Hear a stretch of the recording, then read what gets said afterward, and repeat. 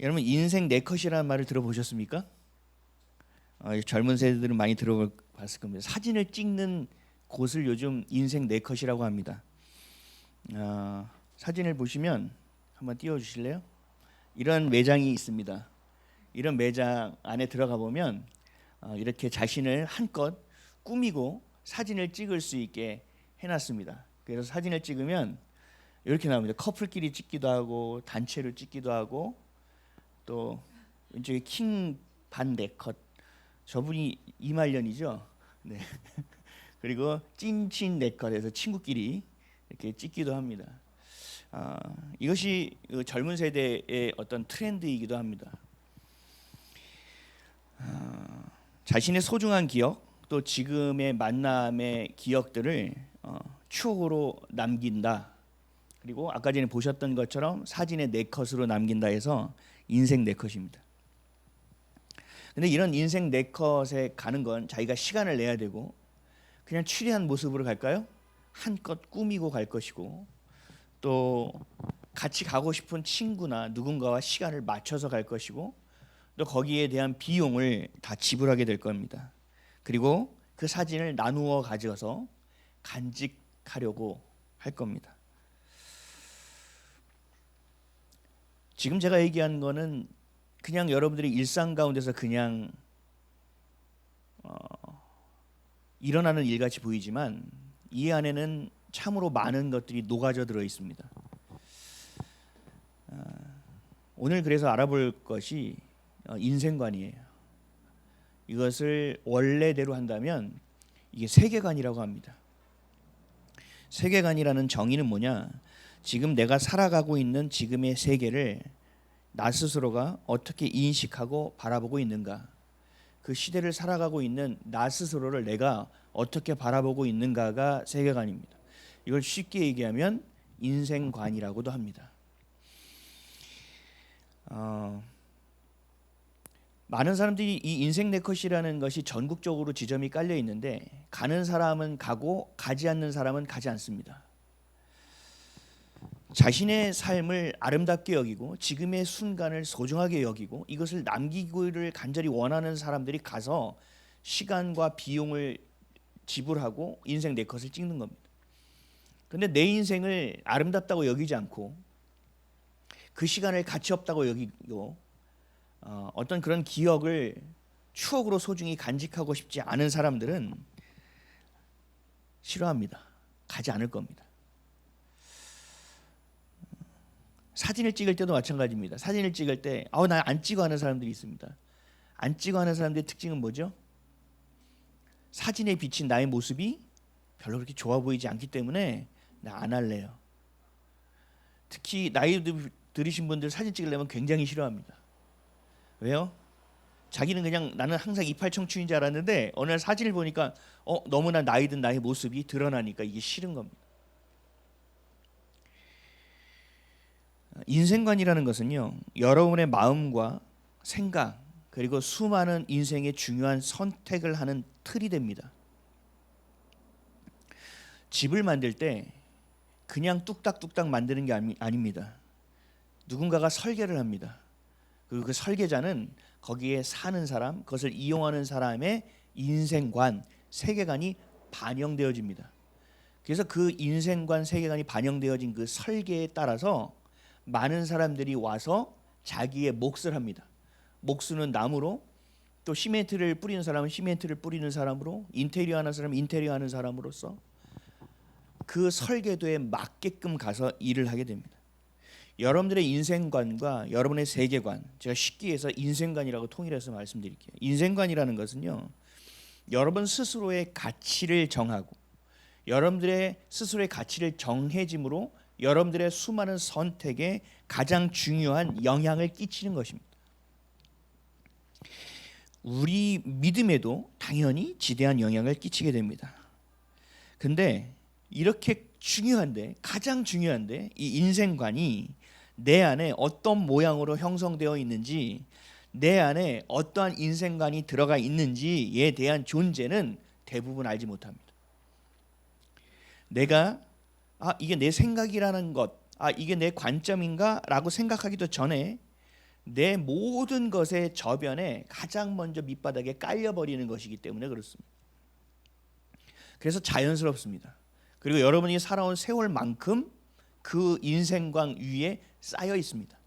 그러다 보니 맨 밑바닥에 있는 모든 것을 좌지우지하는 설계도와 같은 인생관은 우리의 눈에 보이지 않습니다. 잘 인식되지도 않습니다. 야고보서 1장 22절에서 24절엔 이렇게 말씀하고 있습니다. 너희는 말씀을 행하는 자가 되고 듣기만 하여 자신을 속이는 자가 되지 말라. 누구든지 말씀을 듣고 행하지 아니하면 그는 거울로 자기의 생긴 얼굴을 보는 사람과 같아서 제 자신을 보고 가서 그 모습이 어떠했는지를 곧 잊어버리거니와. 자신의 얼굴을 거울로 자신을 봤는데 가다가 보면 자신의 얼굴을 잊어버린대. 이 말이 돼요? 너무 멍청하죠. 근데 하나님이 이걸 어떻게 비유하냐면 너희들이 말씀을 들었지, 너희가 진리를 들었지, 내 마음이 뭔지 알았지, 그 말씀을 보고 나갔는데 자신의 삶은 다 제각각이라는 거예요. 말씀을 잊어버렸다는 거예요. 내가 하나님의 자녀로 살아가야지, 맞아, 이 땅이 전부가 아니지, 맞아, 영원한 세상, 영원한 생명을 가지고 살아야지 하고 세상을 나갔을 때는 또 다 까먹어 버린다는 거예요. 아, 내가 열심히 해야지, 이게 전부지.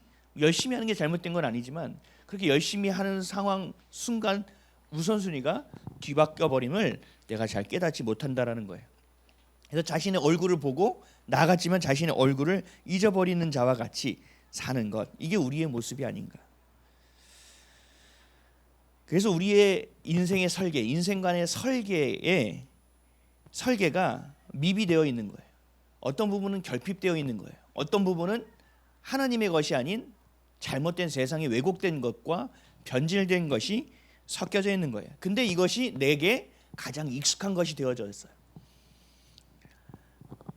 그래서 내가 나이면서도 내가 누구인지를 모르고 내가 누구인지를 잊어버리는 험악한 인생이 된다는 겁니다. 여러분, 예전에 제가 그 설교를 편집해서 내보낼 때 어색해서 못 듣겠는 거예요. 내 목소리를 내가 맨날 들었는데요, 수십 년을 들었는데요, 녹음하고 듣는 목소리가 내 목소리가 아닌 것 같은 거예요. 예전에 제가 대학교 다닐 때 한창 노래방에 테이프에 녹음을 해주는 시스템이 생겼습니다. 노래방에서 다 환호하니까 노래 진짜 잘하는 줄 알았어요. 근데 집에 가서 노래방 테이프를 틀어보니까 이런 음치가 세상에 이렇게 노래를 못했나? 라는 생각이 들어요. 아마 여러분들도 여러분의 목소리를 녹음하고 한번 들어보면 굉장히 어색할 겁니다. 내 목소리도 들리지 않는 것 같습니다. 우리가 이런 세상을, 이런 삶을 살아가는 거예요. 내 건데 내 건 것 같지 않은. 근데 여러분들 반드시 알아야 됩니다. 인생관이라는 것, 내 안에 설계되어 있는 인생관은 어떤 것이냐, 그거에 따라서 여러분의 생각과 판단과 선택이 다 달라지기 때문에 이 설계 도면이 명확하게 인식되어져야 합니다. 그리고 그 세계관과 그 인생관이 자기 중심에서 하나님 중심으로 반드시 옮겨와야만 합니다. 그래야 볼 수 있습니다. 그래서 오늘은 말씀을 통해서 여러분의 인생관이 깨달아지게 되고 또 하나님의 것이 아닌 것이 분리되어지고 또 연합되어져야 될 그리스도와 연합되어지는 그런 시간이 되시기를 주의 이름으로 축복합니다. 가장 중요한 첫 번째 인생관의 키워드는 뭐냐면요, 하나님입니다. 하나님을 내가 인정하느냐, 인정하지 않느냐, 하나님의 존재의 유무, 그걸 또 떠나서 하나님이 내 인생에 개입을 해주시는데 간헐적으로 개입을 하시느냐, 전적으로 개입을 하시느냐, 하나님의 뜻이 이루어지는데 그 뜻을 요 정도만 이루는 것이냐, 전체가 이루어지는 것이냐, 전부냐 아니면 일부이냐, 이것을 살펴볼 수 있다면 여러분들의 인생관이 어떠한 옷을 입고 있는지를 좀 더 명확하게 볼 수 있습니다. 더 쉽게 말한다면 여러분과 하나님의 관계가 어떠한 관계냐, 하나님을 위한 관계냐, 하나님을 향한 관계냐, 나를 위한 하나님이냐, 나의 필요를 채워주시는 하나님이냐, 하나님의 뜻을 이루기 위해서 살아가는 나이냐에 따라서 여러분의 인생관이 어떠한 중심을 가지고 있는지를 볼 수 있습니다. 그것이 드러나게 됩니다.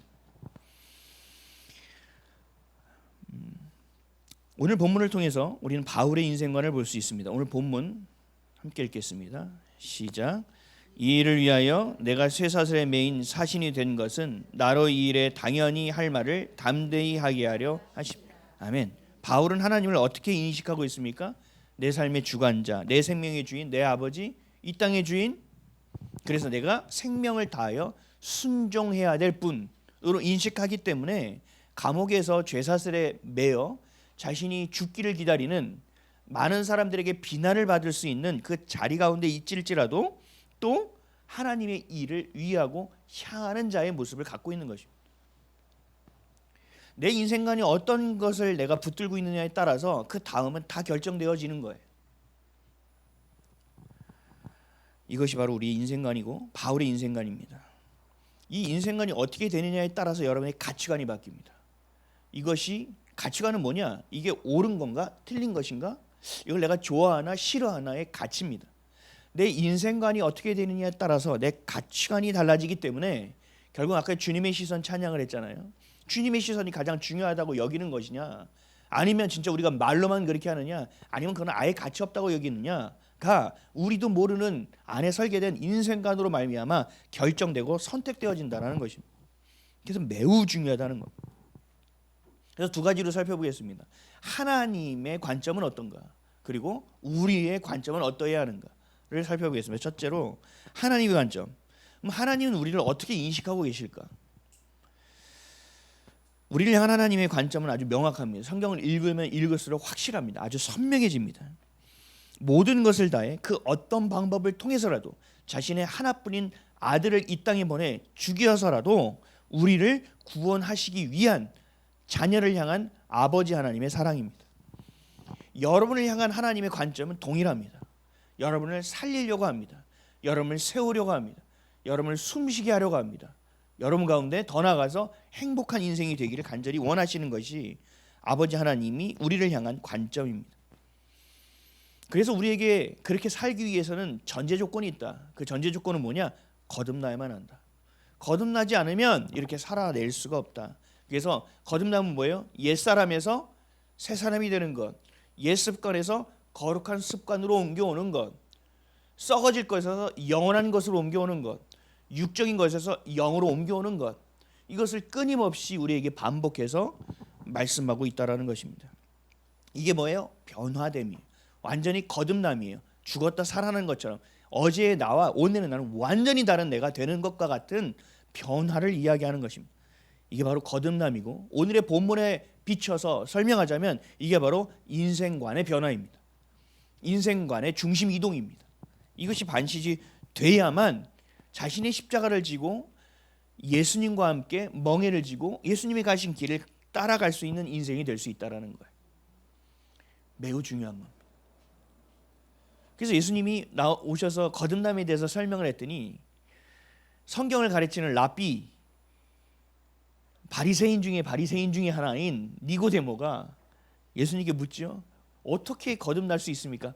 어머니의 모태에 들어갔다 다시 나와야 합니까? 라는 진짜 바보 같은 질문을 하고 있다는 거죠. 그래서 예수님이 이렇게 답변하셨죠. 요한복음 3장 15절에서 17절, 좀 길지만 쭉 들어보세요. 예수께서 대답하시되 진실로 진실로 내게 이르노니 사람이 물과 성령으로 나지 아니하면 하나님의 나라에 들어갈 수 없느니라. 육으로 난 것은 육이요 영으로 난 것은 영이니 내가 내게 거듭나야 하겠다 하는 말을 놀랍게 여기지 말라. 바람이 임의로 불매 내가 그 소리를 들어도 어디서 와서 어디로 가는지 알지 못하노니 성령으로 난 사람도 다 그러하니라. 니고데모가 대답하여 이르되 어찌 그런 일이 있을 수 있나이까? 예수께서 그에게 대답하여 이르시되 너는 이스라엘의 선생으로서 이러한 것들을 알지 못하느냐? 진실로 진실로 내게 이르노니 우리는 아는 것을 말하고 본 것을 증언하노라. 그러나 너희가 우리의 증언을 받지 아니하는도다. 내가 땅의 일을 말하여도 너희가 믿지 아니하거든. 하물며 하늘의 일을 말하면 어떻게 믿겠느냐? 하늘에서 내려온 자 곧 인자 외에는 하늘에 올라간 자가 없느니라.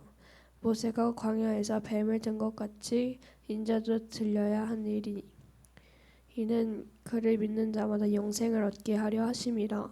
하나님이 세상을 이처럼 사랑하사 독생자를 주셨으니 이는 그를 믿는 자마다 멸망하지 않고 영생을 얻게 하려 하심이라. 하나님이 그 아들을 세상에 보내신 것은 세상을 심판하려 하심이 아니요 그로 말미암아 세상이 구원을 받게 하려 하심이라. 아멘. 우리에게 거듭나게 하시는 이유가 뭐예요? 우리를 살리고자 하시는 이유가 뭐예요? 이것이 우리의 정체성이 되어야 합니다. 하나님이 우리를 그토록 살리고자 하시는 거예요. 그토록 우리에게 생명을 주시고자 하시는 거예요. 그래서 하나님이 독생자를 우리에게 보내셨습니다. 하나님 천지를 창조하실 때 윗물과 아랫물로 나눈 것처럼 하늘의 것과 이 땅의 것, 영적인 것과 육적인 것을 구분해 놓으셨고 영원한 생명과 죽음의 열매 가운데 살아가는 우리의 인생 가운데서 우리를 살리기 위해서 예수를 그리스도로 이 땅에 보내주셨다는 사실입니다.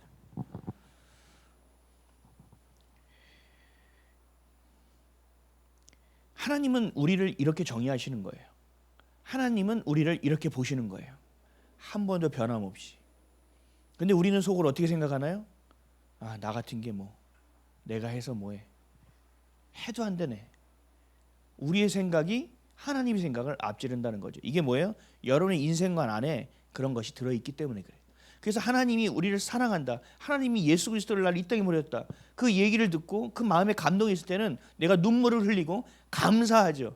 나 때문에 십자가에 죽으셨구나 돌아가서 야, 나 때문에 부활해 주셨구나. 감사와 기쁨과 슬픔과 애통이 우리 안에 불일 듯 일어나긴 하지만 또다시 생활로 들어가 살아갈 때는 나도 모르게 내 인생관이 발동하여 그 틀에 맞는 생각들이 찍혀져 나온다는 사실이에요.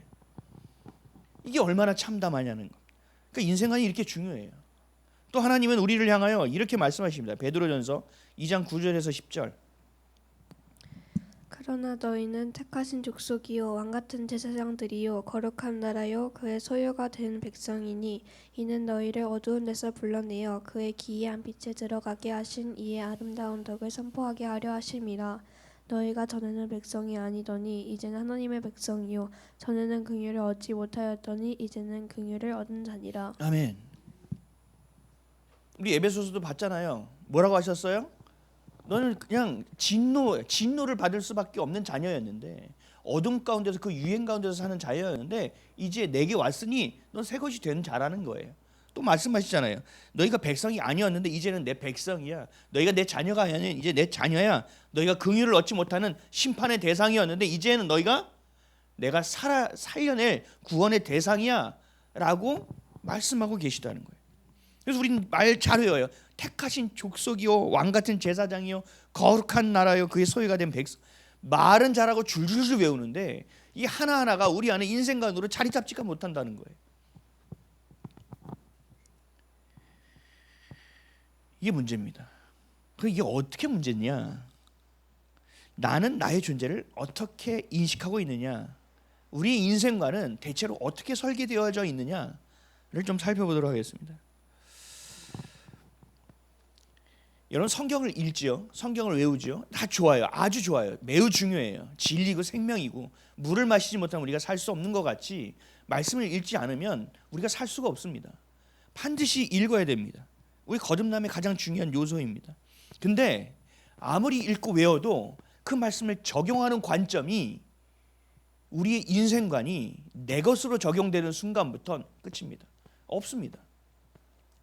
우리가 봤을 때 이것이 정말 영적인 것이라 하더라도 사용되는 것이 방법이 육적으로 사용되어지면 영적인 건 그냥 끝납니다. 하나님이 우리에게 은사를 주셔도 그 은사가 하나님의 뜻대로 사용되지 않는다면 그 은사는 끝입니다. 저주가 되어버립니다.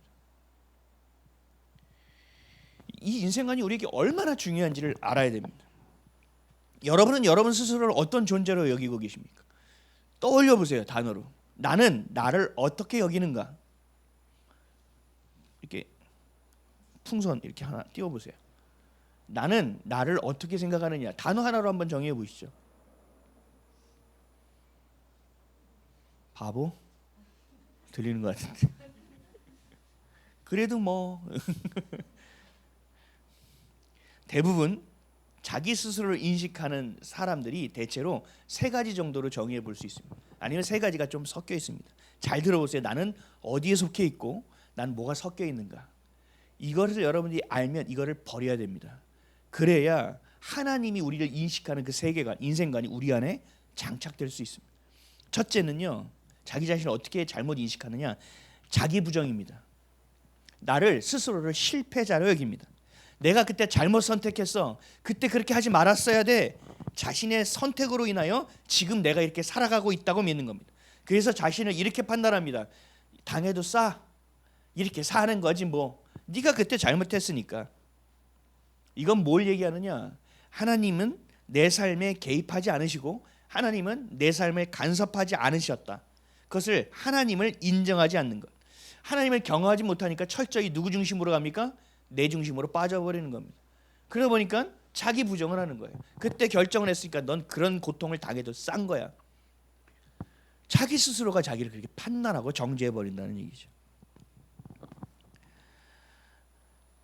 이런 분들에게는요, 하나님의 시선을 말해주고 또 하나님의 사랑을 말해주면 감동을 합니다. 막 눈물을 흘립니다.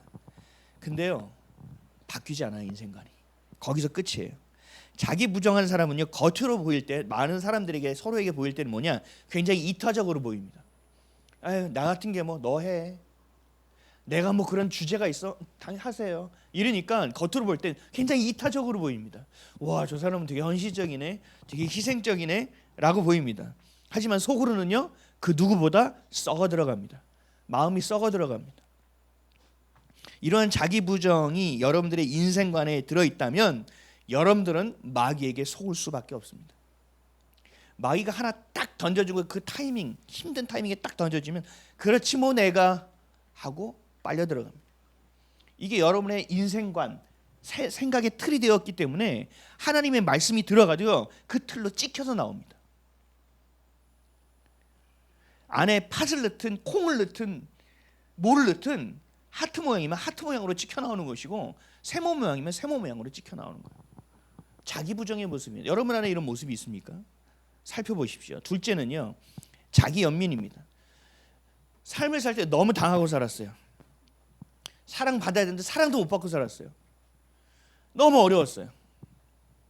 그러니까 지금 내가 정신을 차린 거예요. 나 이제 진짜 그렇게 못 살겠어. 나 진짜 좀 괜찮은 삶을 살아가야 되겠어. 그러니까 사랑받지 못한 사람은 어떻게 해요? 사랑받으려고 애씁니다. 그리고 누군가가 자신에 대해서 판단하거나 아니면 평가를 하면 자신을 부정하는 것 같아서 견디지 못합니다. 그래서 굉장히 순한 사람 같은데 팍 튀어오릅니다. 무시당하거나 체면이 깎이는 일이 생기는 순간 이 사람이 예수를 믿는 사람인가 라고 생각된 정도로 튀어버립니다. 돌변해버립니다. 이 또한 자기중심적 인생관입니다. 자신을 위해서 살아가는 거죠. 그러니까 겉으로 볼 때는 어떻게 보여요? 자신을 잘 챙겨 보이죠. 아주 실속 있는 것처럼 보이죠. 굉장히 실용적인 인생처럼 보이죠. 그러나 속으로는요, 자기의 생각과 세계 속에 고립돼 버립니다. 하나님을 제대로 바라볼 수가 없습니다. 자신만의 해석으로 끝나니까요. 사랑, 평안, 기쁨에 대한 정의가 다 자기의 정의입니다. 그래서 난 이 정도는 기뻐하고 싶어. 나 이 정도는 사랑받고 싶어. 나 이 정도는 평안해야 될 것 같은데, 나 돈은 이 정도는 있어야 될 것 같은데, 그러다 보니까 어떻게 돼요? 영적으로도요, 하나님의 말씀은 자기의 해석으로 고립되어 버립니다. 자기의 연민이 있는 사람의 특징은요, 관계성이 확장이 안 됩니다. 믿음이 성장하지 못합니다. 여러분 안에 이런 모습이 있습니까? 세 번째는요, 허무주의입니다. 허무주의는 원래 하나님 없이 열심히 산 사람들의 마지막의 말로예요. 이건 뭐 철학적으로도 다 증명된 일입니다. 열심히 살아갈수록 허무해집니다. 열심히 살아갈수록 무기력해집니다. 그러니까 흔히들 그래요. 제가 상담을 해보니까 아이를 키우는 엄마들, 아빠들, 자신이 원래 엄마 아빠의 자리에 없을 때의 모습과 완전히 달라요. 엄마 아빠의 자리를 들어왔을 때 이렇게 얘기하는 사람들이 있어요. 내가 누군지 모르겠다. 내가 도대체 뭘 위해서 사는지 모르겠다. 누구 엄마, 누구 아빠, 누구 남편 누구 아내로 불리면서 내가 헌신적으로 살아오고 열심히 살아왔는데 내가 지금 누군지를 모르겠습니다. 난 어떤 존재입니까? 그러니까 존재감도 없고 자존감도 떨어져 버려요. 이런 사람의 특징은요, 최선을 다해서 삽니다. 아주 열심히 삽니다. 근데 내가 누구인지를 잊고 살아갑니다. 어릴 적 가난으로 어려움을 겪었던 사람은요, 돈을 벌어야 된다는 것에 혈안이 되어 있습니다. 무시당한 사람은요, 무시당하지 않기 위해서 올라가는 인생이 되려갑니다. 그럴수록 더 허무해집니다. 그래서 속으로는 굉장히 무기력해 보여요. 무기력해요. 속으로는 허무하니까 열심을 다해 보는데 무기력해. 겉으로는 다른 사람이 볼 때는 어떻게 보여져요? 완벽주의 성향으로 보여집니다. 야, 저 사람은 진짜, 야, 이게 강박으로 드러나기도 하죠.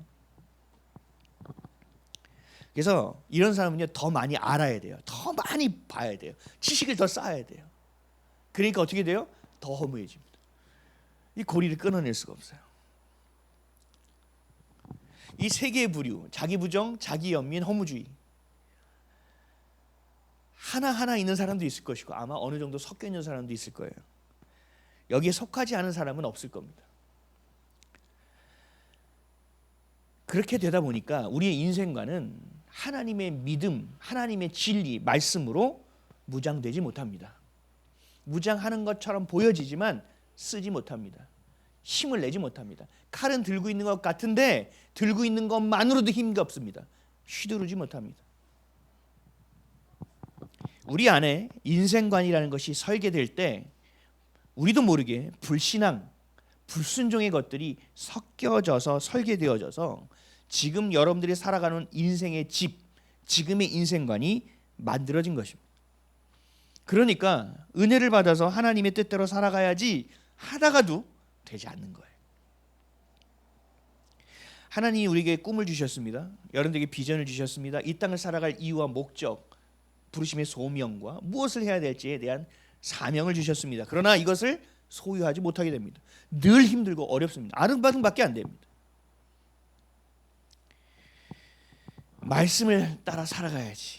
열심을 다하지만 다시 자기 생겨먹은 인생관으로 돌아갑니다. 계속 쳇바퀴를 도는 겁니다. 하나님이 기쁨과 평안을 주실 수 있다는 것을 믿지만 경험하지 못합니다. 그때로 끝입니다. 세상에 주는 쾌락과 다름이 없습니다. 제 삶을 예를 한번 들어볼게요. 저는 상식이라는 것을 붙들고 나왔습니다. 상식은 뭐예요? 너나 나나 이거 그런 거 아니야? 하고 서로 이야기하고 통용될 수 있는 어떤 가치, 중립적 가치를 얘기하죠. 물이 위에서 아래로 흐르는 이치와 같은 우리의 삶의 생활의 양식과 모습, 문화, 이것을 대다수의 사람들이 보편적으로 받아들이는 것이 상식이라는 겁니다. 저는 이 상식을 굉장히 중요하게 여겼습니다. 그래서 상식을 벗어난 사람하고는요, 말을 섞지 않았습니다. 인간처럼 보이지 않았습니다. 그리고 상식적으로 살지 않는 사람 있잖아요. 불의라고 여겼습니다. 대적했습니다. 싸웠습니다. 제 별명이 싸움딱이었습니다. 그래서 싸울 때 늘 하는 얘기 있어요. 그게 상식적이라고 생각해. 법대로 해. 막 이런 얘기 있잖아요.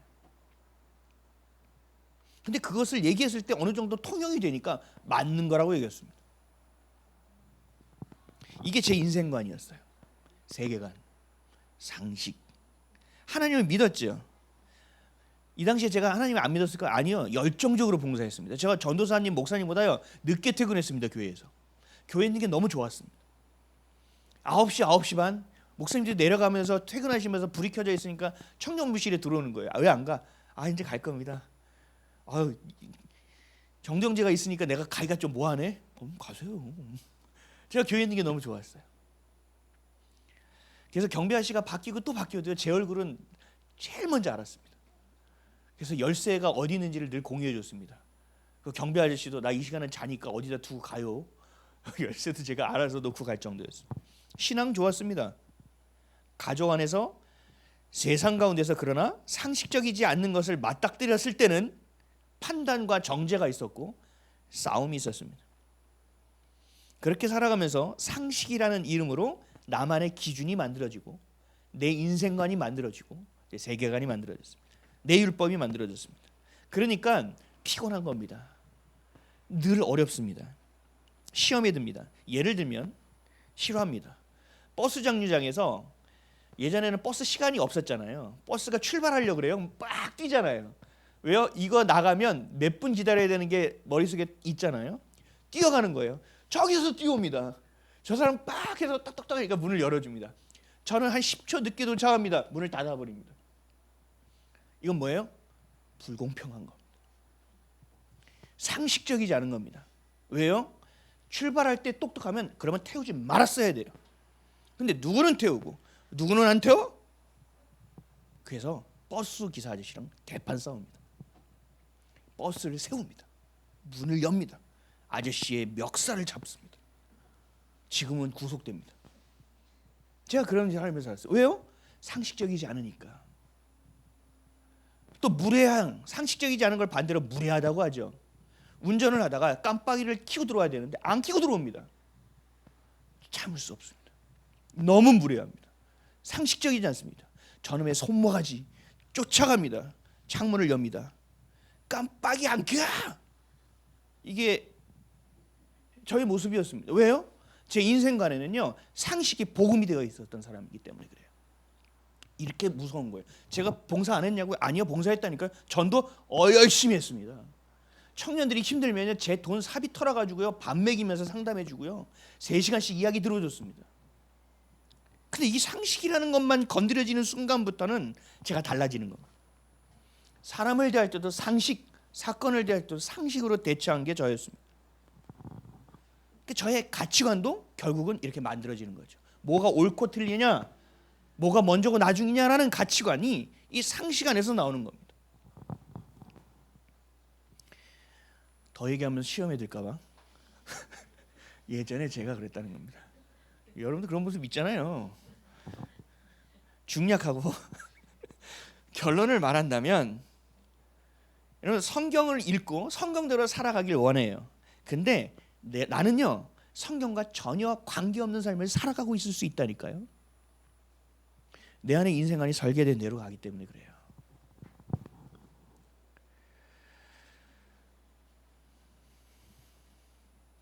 여러분 설교 끝나고 이것만 남으면 안 돼요? 여러분 제 거를 창피하지만 제 예를 드는 이유가 있어요. 그래야 이 말씀이 더 잘 이해되기 때문에 그래요. 여러분 안에도 있잖아요. 상식과 같은 게. 카페에 들어가서 떠드는 걸 못 봤다니까요. 그럼 너가 전세를 내, 돈을 내서. 가만히 있을 수가 없었어요. 고등학생이 담배를 물고 서 있는 꼴을 절대 볼 수가 없어요. 왜요? 이거 상식적이지 않은 거기 때문에. 상식적이지 않아. 근데 이 안에 그리스도의 사랑이 들어가니까 이게 바뀌기 시작하는 거예요. 오죽하면 네가 담배를 꼬나 물고 있겠니? 그냥 이렇게 피는 것도 아니고 내 앞에서 세상에 발악하듯 야 얼마나 네가 힘들면 그러겠냐. 깜빡이를 안 켜고 들어와. 아유 얼마나 화장실이 급하면 손이 다쳤니? 급하지. 그러니까 내가 안전운전을 했어야 되는 건데 좀 빠져야지. 법대로 안 되면 세상이 이래서 퇴퇴 이게 아니라 아이고 그렇지. 네가 법대로 지킬 수 있니? 네 안에 그리스도가 없는데 그리스도가 있어도 어려운데 라는 것으로 막 바뀌기 시작하는 거예요. 복음이 제 안에 들어가서 인생관을 뒤집어 버리는 겁니다. 그래서 뭘로 바뀝니까? 사랑이 들어가기 시작하는 거예요. 사랑으로 제 인생관의 설계 틀이 바뀌기 시작하니까 보는 눈이 달라지기 시작하는 겁니다. 근데 한 번 있었던 것은요 쉽지 않아요. 이것이 뿌리 뽑아지기가. 양립하다가 조금 커지다가 주도권이 바뀌다가 완전해지는 거거든요. 근데 이 땅을 살아갈 때 완전할 수는 없어요. 그러니까 뭐예요? 계속 주님을 의지하는 겁니다.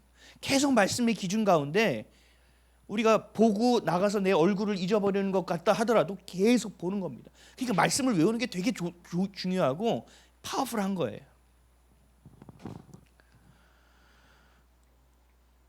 이것이 거듭남이라는 겁니다, 여러분.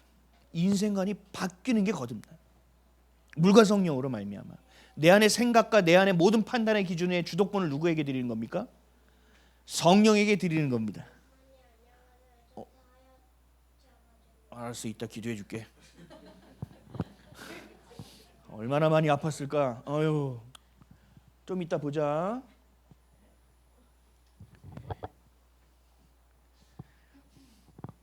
여러분, 거듭난다는 건 새로워지는 것인데, 새로워지는 건 여러분이 옷만 바꿔 입고 머리 스타일만 바꿔서 되는 게 아니라, 여러분이 이렇게 해야지라는 결심만 가지고 되는 게 아니라 여러분의 인생관이 뒤집어져야 되는 겁니다.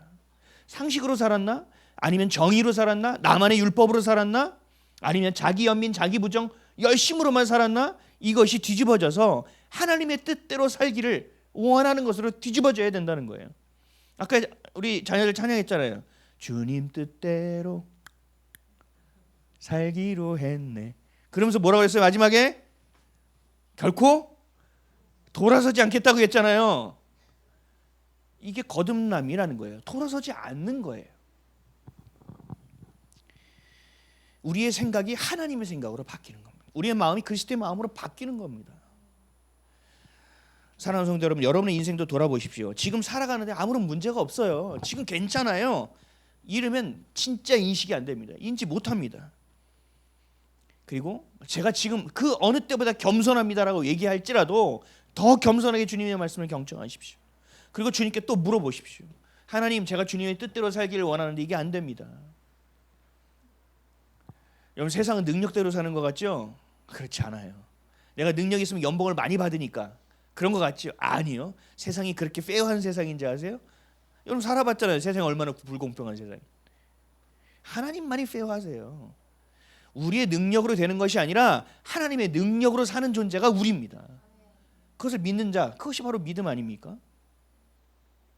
남들처럼 저도 이렇게 생각했어요. 제 상식적으로 내가 5시간 공부하고 쟤는 10시간 공부했으면 제가 성적이 더 잘 나와야 되는데 이게 상식 아니에요? 근데 제가 어느 날 더 잘 나왔단 말이에요. 그래서 하나님한테 그랬어요. 하나님, 상식적이지 않아요. 하나님, 저럼 제가 마음이 얼마나 속상하겠습니까? 이렇게 되면 제가 공부하겠습니까, 주님? 이렇게 따졌던 사람이라고요. 상식이 제 안에 주인이 되니까 하나님한테도 따진단 말이에요. 저만 그런다고요? 아니요. 여러 안의 세계관에 그리스도가 전부가 되지 않으면요, 그렇게 산다니까요. 겸손해져야 됩니다. 여러분, BTS 난리 났었죠? BTS의 팬덤을 뭐라 그래? 팬을 뭐라고 해요? ARM이라고 하는데 실제로 영어 발음하면 뭐예요? ARM이죠. 이건 무슨 뜻이에요? 군대라는 뜻이죠. 아, 진짜 열받습니다. 우리가 하나님의 군대라고 주님 말씀하시는데 ARMy가 church보다 더 셉니다. 더 강력합니다. BTS는요, 세계를 석권합니다. 지금 뭐 얘기 들어도요, ARMy는 건재합니다. BTS가 왜 ARMy라는 애들이 세계적으로 붙냐? BTS의 인생관이 이 아이들에게 영향을 끼쳤기 때문입니다. 그래서 제가 찾아봤어요. 어떤 영향을 끼쳤나? BTS의 인생관, 세계관은 뭐냐? 한 3가지로 축약됩니다. 첫째가 세상의 불평등을 없애고 폭력을 용인하지 말자. 이게 BTS의 인생관, 철학입니다. 세계관입니다. 두 번째, 자신 스스로를 사랑하라. 그리고 세 번째가 더 나은 세상을 함께 만들어가자. BTS가 이 아이들에게 주는 메시지예요. 집에서 혼자 자기 연민과 자기 부정과 허무주의에 있던 애들이 이 메시지를 받는 거예요. 그리고 나 살만한 존재인데? 내가 진짜 이러고 있으면 안 되겠는데? 하서 실제적으로 아미가 뭘 하는지 아세요? BTS 국제 학술 대회가 있습니다. 들어보셨어요? 우습죠? 아니요. 논문도 발표합니다. 팬이요, 각 자기의 영역들이 있잖아요. 거기서 BTS의 인생을 갖고 발전시켜 나가는 겁니다. 연구만 하고 논문만 발표하니요? 아니요. 농아인 협회 같은 걸 운영하고요. 농아들을 데려다가요, BTS의 안무를요 수화하면서 안무하는 것이 이들이 노는 방식입니다. 근데 여기서만 되는 게 아니에요. 찾아보니까 기가 막힙니다.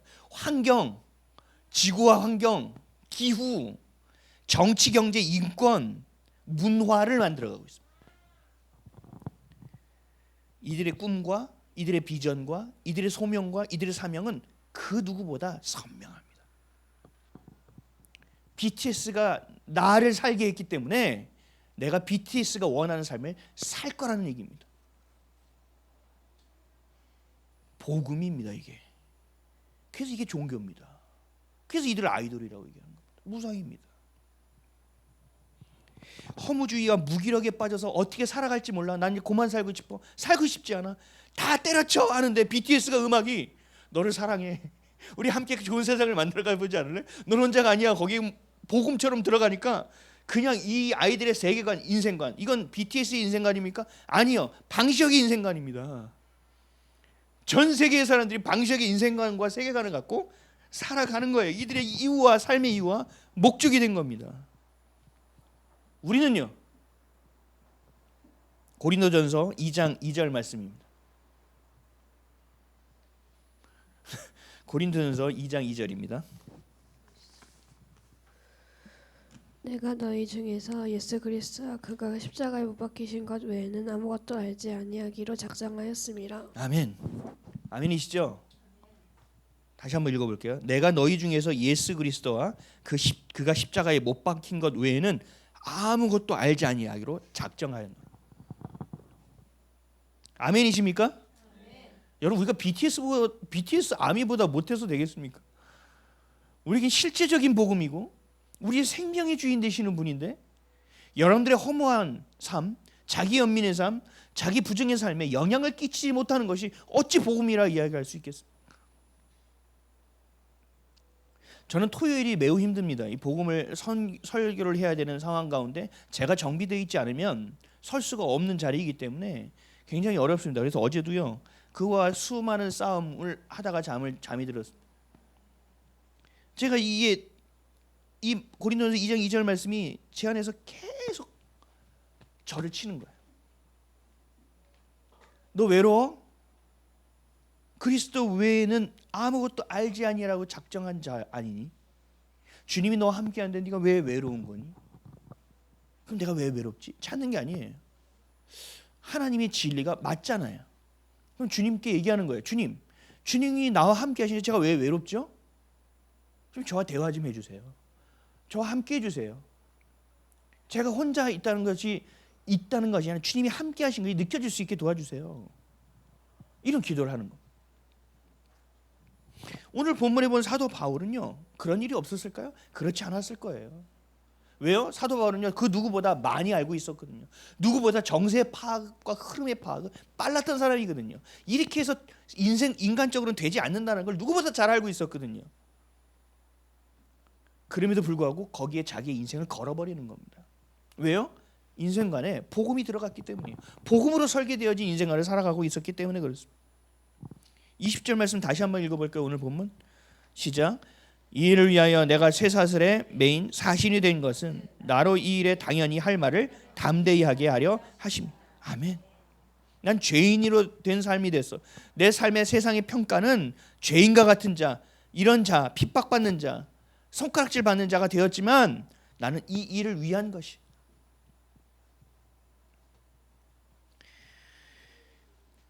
그래서 하나님은 우리에게 말씀하고 있는 거예요. 복음이 전부된 삶을 살아야 한다. 예수님과 물질을 함께 섬길 수 없다. 물과 성령으로 거듭나야 한다. 십계명의 첫 계명은 뭐예요? 너와 나 사이에 그 어떤 것도 있게 하지 말아라. 이게 안 되면 안 된다는 거예요. 그래서 예수님도 선포하셨죠. 마태복음 22장 36절에서 38절 말씀입니다. 선생님 율법 중에서 어느 계명이 크니까? 예수께서 이르시되 내 마음을 다하고 목숨을 다하고 뜻을 다하여 주 너의 하나님을 사랑하라 하셨으니 이것이 크고 첫째 되는 계명이요. 아멘. 여러분 하나님이 욕심이 많은 분입니까? 그래서 너희들 나 다 사랑해야 돼 아니면 뒤져. 하나님 이러신가요? 아니에요. 이렇지 않으면 이 땅을 살아갈 수 없기 때문에 그래요. 이게 안 되면 여러분의 삶의 이유와 목적, 존재를 완전히 망각하고 살 수밖에 없기 때문에 그렇다는 거예요. 이것이 크고 첫째 되는 계명이다. 여러분 좀 더 나은 삶을 살길 원하십니까? 정말 주님 안에서 자유한 삶을 살기 원하십니까? 어떤 것에서 매이지 않는 삶을 살기 원하십니까? 그렇다면 하나님이 여러분의 주인이 되는 삶으로 여러분이 바꿔야 됩니다. 내 필요에 의해서 존재하신 하나님이 아니라 하나님의 뜻을 이루기 위해 존재하는 나의 모습이 되어야 된다는 얘기예요. 여러분 인생과 세계관이 바뀌면 가치관은 자연스럽게 바뀝니다. 마음이 바뀌면 생각이 바뀌고 시선과 말이 바뀌고 행동이 바뀌면 여러분 인생은 바뀔 수밖에 없는 것과 동일합니다. 요한 3서 1장 2절 말씀입니다. 사랑하는 자여 내 영혼이 잘됨같이 내가 범사에 잘되고 강건하기를 내가 간구하노라. 아멘. 영혼이 잘돼야 범사가 잘 될 수 있는 것이고 우리의 육체 또한 건강해질 수 있다. 인생 4컷. 여러분은 어떤 인생관을 가지고 있습니까? 하나님이 주신 겁니까? 아니면 내 겁니까? 아니면 섞여 있습니까? 우리에게 주신 소명과 사명, 삶의 이유와 목적, 우리의 인생관은 무엇입니까? 하나님의 자녀됨에 있습니까? 교회됨과 성도됨에 있습니까? 반드시 여러분들 기억하셔야 됩니다. 우리가 결단하고 이를 악문다고 되는 게 아닙니다. 인생관이 뒤집어지고 바뀌지 않는 이상은 바뀌지 않습니다. 그래서 주님은 우리에게 말씀하셨습니다. 이게 우리의 소명과 사명이 되어야 되고 삶의 이유와 목적이 되어야 되는 줄 믿습니다. 마태복음 28장 18절에서 20절입니다. 예수께서 나와 말씀하여 이르시되 하늘과 땅의 모든 권세를 내게 주셨으니 그러므로 너희는 가서 모든 민족을 제자로 삼고 아버지와 아들과 성령의 이름으로 세례를 베풀고 내가 너희에게 분부한 모든 것을 가르쳐 지키게 하라. 볼지어다 내가 세상 끝날까지 너희와 항상 함께 있으리라 하시니라. 아멘. 내가 주님 앞에서 온전하길 원한다. 내가 정말 주님 앞에서 순결한 인생이 되기를 원한다. 그렇다면 그분을 봐야 합니다. 그분이 전부 되어야 합니다. 그래야 볼 수 있습니다. 그래야 그분을 향하여 내 삶의 여러 가지 방향의 선택들이 우선순위에 맞게 잘 정렬되어질 수 있습니다. 우선순위를 정해놓고 이게 먼저고 나중에 성경 말씀 따지면서 이거 못합니다. 우리 안에서 정확하게 첫 번째 우선순위에 딱 정해지면 나머지는 줄줄이 제대로 정해지게 되어 있습니다. 하나님 우리에게 이런 삶을 살기를 원하신다라는 거예요. 고린도후서 10장 5절 말씀입니다. 모든 이론을 무너뜨리며 하나님 아는 것을 대적하여 높아진 것을 다 무너뜨리고 모든 생각을 사로잡아 그리스도에게 복종하게 하니. 아멘. 모든 이론을 무너뜨려야 합니다. 여러분들 아는 것은요 하나님을 대적하는 것이 대부분입니다. 하나님을 따르는 것은 많지 않습니다. 근데 하나님의 능력은 그렇게 하실 수 있다라는 것입니다. 모든 생각을 사로잡아 복종할 수 있게 하실 수 있다는 것입니다. 그래서 우리는 기도해야 되고 또 붙들어야 되고 우리 안에 성령에게 우리의 삶의 주도권을 내어 맡겨야 합니다. 사랑하는 성도 여러분, 여러분의 인생관을 확인하십시오. 그리고 오늘 가서 그냥 까먹지 마시고 한번 가서 차 한 잔 타서 마시면서 노트를 한번 펴보시고 내 인생관이 어떤 것인지를 한번 생각해 보십시오. 또 내가 자기 연민과 자기 부정과 허무함에 빠져 살아가는 것은 아니냐.